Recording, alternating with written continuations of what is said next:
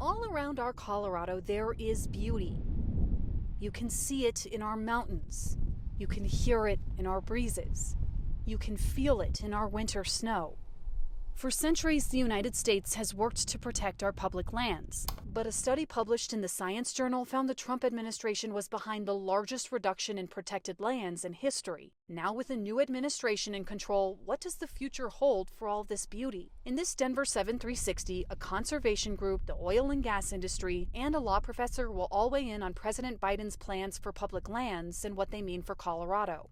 First, some context. Within his first week in office, today is Climate Day at the White House. President Biden signed several sweeping climate reforms. In my view, we've already waited too long to deal with this climate crisis. One of the executive orders put a 2-month moratorium on the leasing of federal lands for oil and gas development. We're going to review and reset the oil and gas leasing program. Those lands make up nearly a quarter of all U.S. oil and gas production. 26.3 million acres currently have a lease out, including 2.5 million acres here in Colorado, mostly on the western slope. A good 40% of Colorado is federal public lands. Charles Wilkinson pays close attention to public land policy. He's a law professor from CU Boulder. For the Trump administration, I think the big problem was just opening up for heavy development so many millions of acres. Wilkinson says it wasn't so much about broad policy changes, but a piece-by-piece approach with more than 120 rule changes. And we're going to be paying for it for a long time. Along with blocking new oil and gas leases, he expects to see the Biden administration try to claw back some of the old ones. Some of those leases are going to get overturned.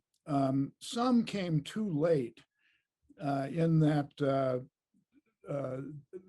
Biden administration, if it acts soon enough, can eliminate some of them. And he says President Biden's pick for Interior Secretary will play an important role. Deb Haaland is a Native American, and if she's confirmed, she would be responsible for issuing those leases. The Biden administration has a lot of room to run.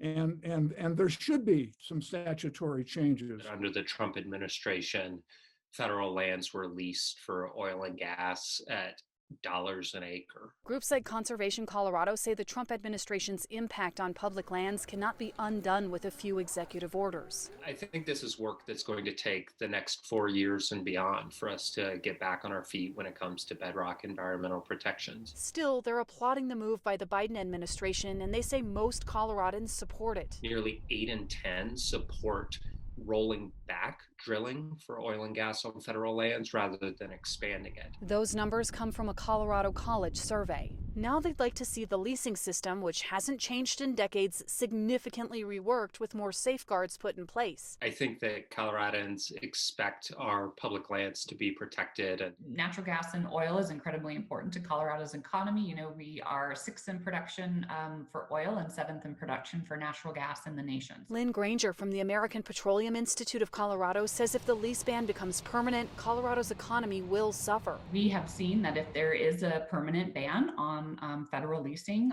for Colorado, that could mean around 18,000 jobs lost, and it could mean around 108 million in state revenue. Those numbers come from a recent API report. She argues that if the Biden team truly cares about the climate, instead of having countries with loose regulations supplying energy, you want the production of that natural gas and oil to occur right here in the U.S.